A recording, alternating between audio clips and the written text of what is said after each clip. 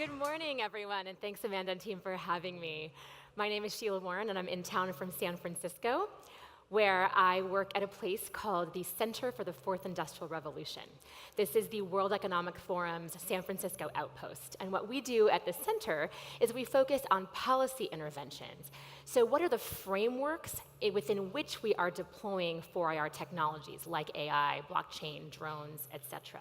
And how do we think about inclusive models that bake in an ethical framework into the deployment of this technology, in order to make sure that we avoid some of the dangers and risks associated with new technologies, but we also facilitate the adoption of this tech for social impact, with in mind and as a foundational element of any deployment, the ability and potential of this technology to raise the level of standard of living and inclusion in all of society.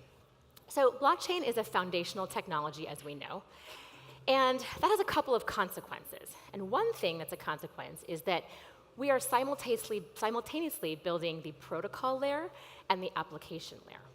So we compare blockchain a lot to the internet, and I think that that is a comparison that has merit, but it fails for me on one main axis, and that is that we spent a lot of time building the internet. A lot of time. And before the internet exploded into public consciousness in any meaningful way, before we were engaging in application builds in a very dramatic and explosive fashion, we had time to build in concepts, kick the tires, and really think about what we were doing. Here, because we're operating simultaneously, we run the risk that any application we build that is hugely successful, we're going to replicate the methodology used for that build without thinking about how it might have been done maybe better or maybe in a more inclusive manner. And the question becomes, who are we leaving behind? Now, this is the way that Silicon Valley has historically thought about technology build. There's some of the slogans and the mottos and the approaches to process that have been used. And look, they have their merits. If you want to get something out quickly in an MVP type of fashion, we think about failing fast. We think about moving quickly, breaking things, et cetera. And we're seeing recently the consequences of some of that behavior. So New York Magazine is doing this great series right now they call The Internet Apologizes. So I've been thinking about what's it going to be like 20 years from now when we're thinking about the blockchain community apologizes. Here are all the things we got wrong, we didn't think about. What is that going to look like? What are the downstream effects on society going to be of what we do every day? We have the opportunity to do differently, to be better, to learn from the mistakes of things from the gold rush to the internet, to examine and explore where we might have gone astray. We're going to make mistakes, that's inevitable. Experimentation leads to change. Failure is important. Learning is important. But how are we capturing that learning? Are we being honest about it with each other in the community? Or are we hiding our failures and spending resources recreating the same scenarios over and over again? Now, I'm not naive, and it is patently ridiculous to assume that we can start from a blank slate. It doesn't work that way. Everybody, every community brings to bear our own biases, our own prejudices, our own privilege, and our own experience of the world. Okay? So how are we going to be honest about the experience that we're bringing as a community to blockchain? Who are we missing? Who are we leaving out? Whose voices are not being included or heard? And how do we go about getting those voices into the ecosystem from the very beginning, which, by the way, is now, so that we don't make some of the mistakes that our predecessors have made? The way we do anything is the way we do everything. Now, this is often used to kind of say, to point out things like if you have a cluttered desk, you have a cluttered mind. I have a cluttered desk. This has been said to me in the past. I will contest it. However, I think in the sense of a community or a community build, the way we do anything is the way we do everything. And that's never more true than at the early stages, the Stone Age era of anything that's new. The way we mined for gold back in the 1850s in California, there were methodologies around that, right? There were people we empowered in society to take the risk of leaving their families and their communities and traveling all the way out west to do something like that. The same thing's true of the internet in the early days. Who were we empowering as a society to take chances and risks and experiment with technology? And are we doing the same thing now, and will it lead to the same consequences? This all gets complicated by money. Now, one thing we know about wealth is it distorts incentives. And this is a space that has generated a lot of wealth. Maybe not in relative terms, but certainly in absolute terms. And who have we empowered to generate that wealth? Now, there's an entire talk that this slide could lead to on decentralization, which is an important conversation to have, but that's not where I'm going today. What do we know about these top 100 accounts? And we know a lot about them, actually. We know that they are largely held in a handful of countries, mostly by men, by people who probably have a certain kind of educational background, right? And more importantly, who were the people in society that felt that they could take a risk with their money or with their time. Okay? We are building on a basis of a societal framework that pre-exists this technology. And the thing that's simultaneously exciting and challenging to me about this is that if we're not careful, we're just gonna create a brand new power structure, and in place of corporations, we're gonna put a handful of individuals. But we have the opportunity, because of the very nature of this tech, to do differently. Do we want to be walking around in the same circles over and over again? How do we avoid that? What do we do? So, this phrase, build with, not for, is a phrase that is known to anybody who engages in human-centered design. And that is a methodology that we use at the center. It applies to any sort of policy that we pilot or propose. The idea is to center humans, citizens, individuals, in your process. So, I'll give you an example of what it looks like when this goes awry. Now, anybody in the development space is very familiar with this. It's called the play pump.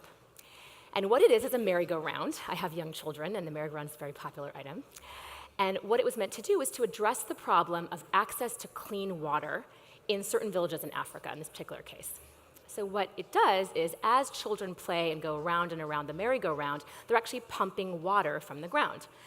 And the idea here was women, because it is largely women, were spending an awful lot of time out of their day going and procuring water for their families. This was time away from childcare, their own educations, community engagement, other things that could empower them. So the very well-intentioned idea was to take advantage of something already happening, namely children's play, and substitute that for the trip to the well to grab the water and bring it back. Now, what happened was, I should also add, this was a very popular project. It got funding from celebrities, it got funding from corporations, money was poured into this model, okay? But it turned out that in most installations, they figured out you'd have to run the merry-go-round 27 hours a day to get the daily water needed for that village, okay? So very quickly, what happens is, what was supposed to be play looks an awful lot like work. And what we know is that the line between work and exploitation is a lot thinner than we like to admit. There are actually images of women walking around and around and around these merry-go-rounds trying to get the water. Another thing that happened was these were not placed on ordinary paths the community was using to go back and forth. So families were forced to detour off their regular paths to get water. That's also a problem. And a third-order consequence, or second-order consequence, another one, is that women had taken advantage of these treks, these daily treks to get water, to actually talk about things that were troubling the mother community, to get guidance from other mothers, perhaps, about childcare issues, to express frustration and organize, in a way, things they wanted to change in their communities. And that was also gone because of the way that this intervention was constructed. So this is an example of what can happen if you build for a community rather than with a community. So what do we do? This is but one of many examples. The good news is we are building on the shoulders of giants. There is an entire community in civic tech, or community-driven technology, that has spent a lot of time thinking about this problem. And a lot of the things they think about have been published or discussed in the context of humanitarian interventions like the Signal Code, or civic tech projects like Public Works. But there's really no reason we couldn't apply the same principles to what we're doing in the blockchain ecosystem. This is one example by a woman named Lauren Ellen McCann. This came out of some work she did in Chicago, and we'll walk through each of these principles. First of all, you start with people. Okay? So are you building for Bitcoin whales, or are you building for actual people on the ground? Now, this really isn't that different from a user-centric model. So when you beta test, if you're a responsible software company, you collect a group of people, you kind of walk through things, you observe what happens. But there's still bias in that process, because who gets into your user group? Like, who are the actual literal people who are sitting around the table kicking the tires on your project? There's nothing more important, in my opinion, than an inclusive model from the very beginning and engagement with stakeholders. Now, this process is laborious, it is painstaking, it takes a long time. It's in many ways counter to the move fast, move quickly, fail fast model we've come to acknowledge as sort of doctrine in the Valley. But it's important, especially at a time when a technology is nascent, and as I noted, every success in this space runs the risk of being replicated at scale. You also have to cater to context. Okay, so who are you cooking a meal for? And cater to context can mean a couple different things. It means not just thinking about the technical realities or infrastructure. We're pretty good at that. We're pretty good at acknowledging, okay, maybe there's no mesh network on the ground, or there's no physical infrastructure that's going to enable a broad spread use of ledger. But what about the socio-cultural context, the political context, the economic context? These also are very important. One of the use cases we talk about a lot in this space is voting. Now, I personally feel that democracy is an extremely important process in our society. It is one of the ways that we hold power accountable. And we've already seen ways that can go awry. It doesn't work everywhere. But how are we affecting the practice of democracy by moving aspects of it to ledger? It merits a lot of self-examination.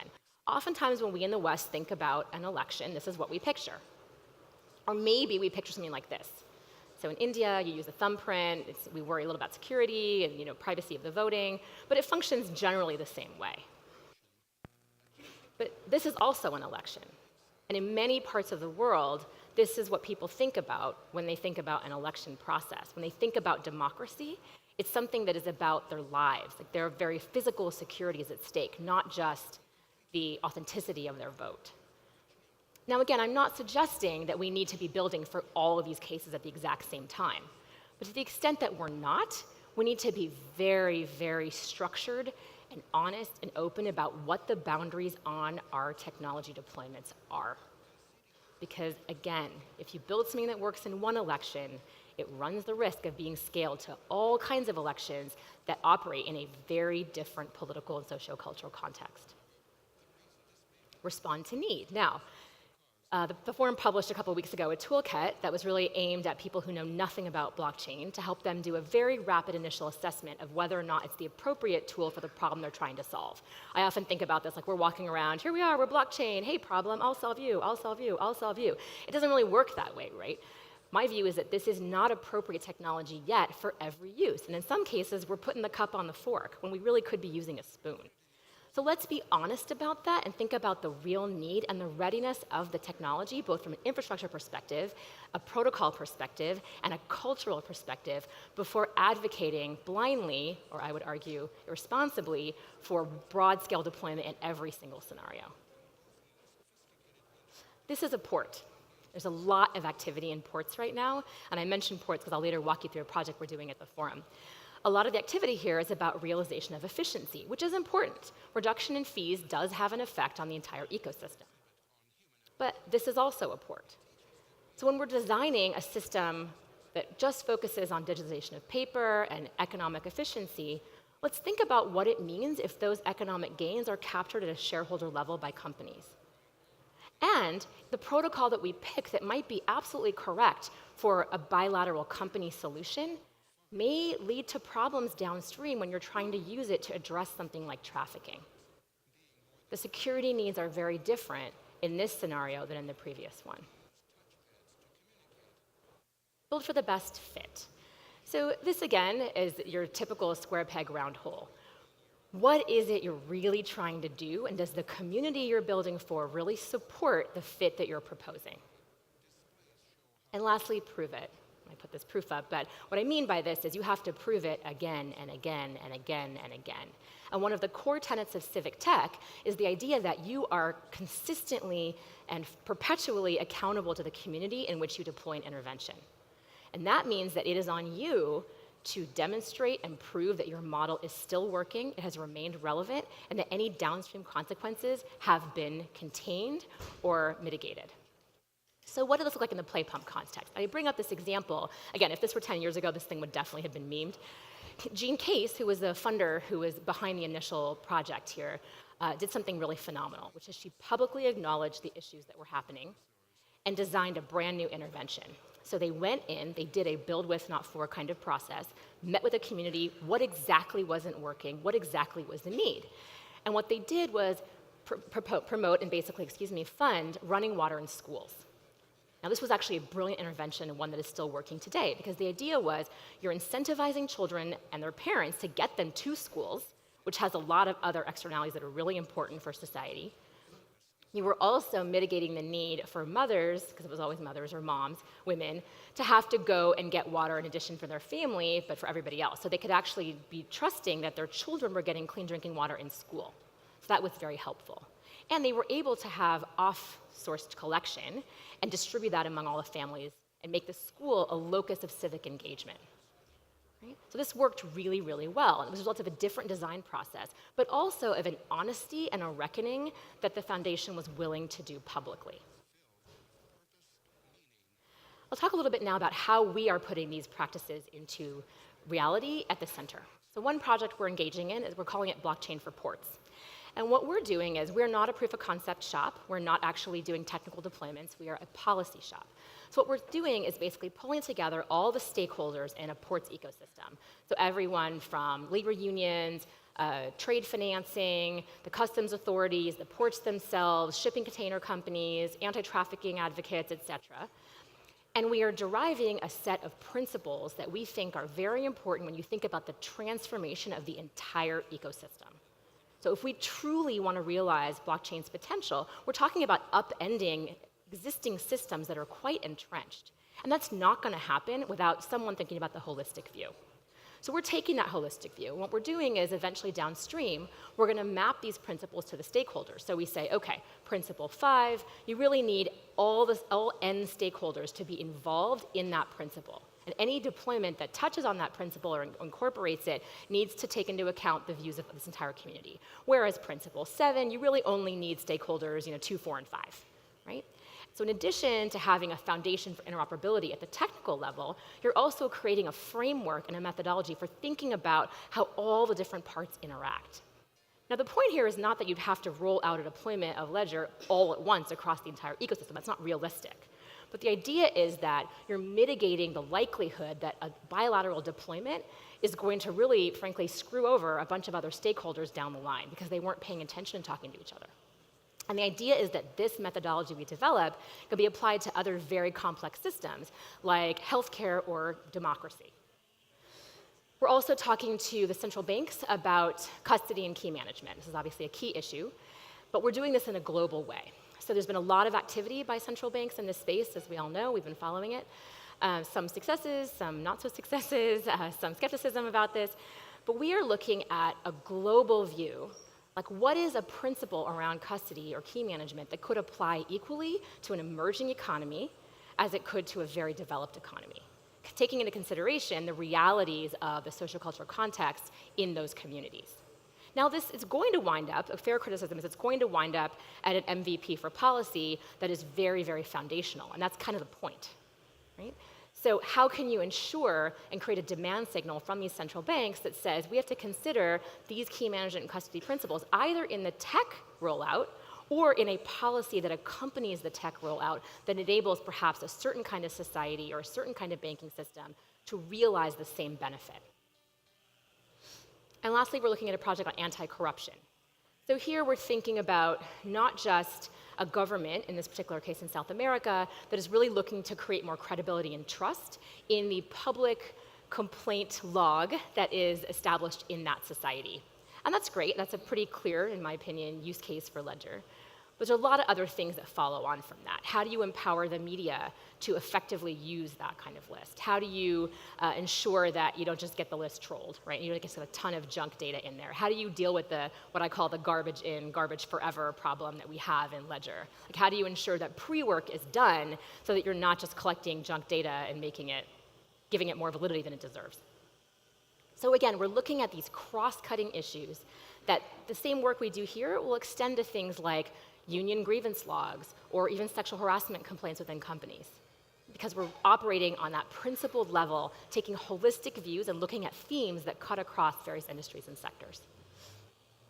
There is a tendency in any industry to kind of do the apology in a way that leads to the creation of CSR departments or increased charitable giving, with the idea being we're somehow going to mitigate the bad we feel like we've done or alleviate our guilt about societal impacts that we may have had through charity. And this is one of my favorite quotes, which says, "Charity is no substitute for justice withheld." We have the opportunity to build a more just and inclusive system. And it's not to say there's anything wrong with philanthropy, but philanthropy often comes from a place of regret. Right? It comes from a place of guilt. We have an opportunity to do better. I know we all feel sometimes like we are taking this leap on our own. One of the things I love about Ethereal is the community that's being built here is really fantastic. But it's important for us to share failures the way we share successes, to encourage each other to take the time to be more inclusive about the communities that we're engaging in the projects as we roll them out. Because the point is, when we leap together, we can make a much bigger splash. Thank you so much.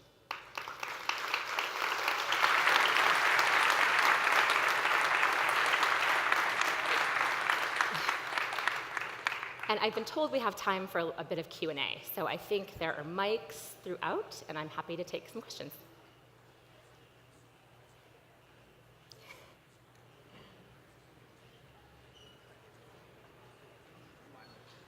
Okay, in that case, I will drop my mic.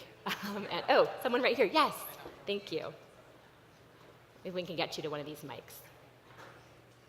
Well, I can speak up. Sure, I'll repeat your question. Thank you very much for this inspiring presentation. Oh, you're welcome. Good luck, Council. See you So, I heard that we have a great potential to reshape the destiny of the humankind. And we also know that, and we witness that there are dangers. So how can we avoid the dangers and build the precious future that you envision? Can you share your Absolutely, yeah. So the question was really, how do we go about realizing the potential for this better future? And so I didn't go into a ton of detail on various models of civic tech or community-driven technology, but I feel like those interventions are a model we ought to be thinking about how we deploy in this space, in this sector. So without getting into more specifics than that, I would say it begins with inclusive project communities. It begins with an acknowledgement of failure, not just private failures, and it begins with a real attitude of sharing and honesty in this sector, which I think is something that we have to some extent, but we can certainly do better.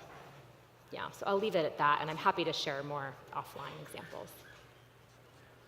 Any other questions? Yes? You mentioned that you're doing anti-corruption work in Yes. South American country. What's the country? Yeah, I can't name that yet, sorry. Good question. If I could, I would have, believe me. But I will say that the work we're doing in this South American country, the idea is through PACHI, which is the forum's anti-corruption initiative. The idea is that assuming success, we'll be scaling it all throughout South and Central America using PACHI's resources and network. I think there's time for one more, if anyone has yes. Yeah, so this is something that Amber said yesterday, that for governance to work and for people to have their own decision-making power within blockchain, you really need connectivity and computers. So what are you guys thinking of doing? Yeah, great. The question was, piggybacking off Amber's talk yesterday, which I missed, which I'm bummed about, how do we give people this kind of power without connectivity at their home computers? So I think there's really interesting work happening with mesh networks, but I think this is a really key question. So one of the things that we're examining and exploring is policy governance mechanisms where you could actually provide input even from people who don't have this kind of access. It's a really hard question because our technology and its decentralization, frankly, is predicated upon the ability to actually connect to it, and it doesn't exist everywhere. So I acknowledge the question without having an answer, but I will say it's something that we are really concerned about and think a lot about. And I do feel like mesh networks are going to help us get there, but not all the way. Okay, well, it was a great pleasure. Thank you all for having me.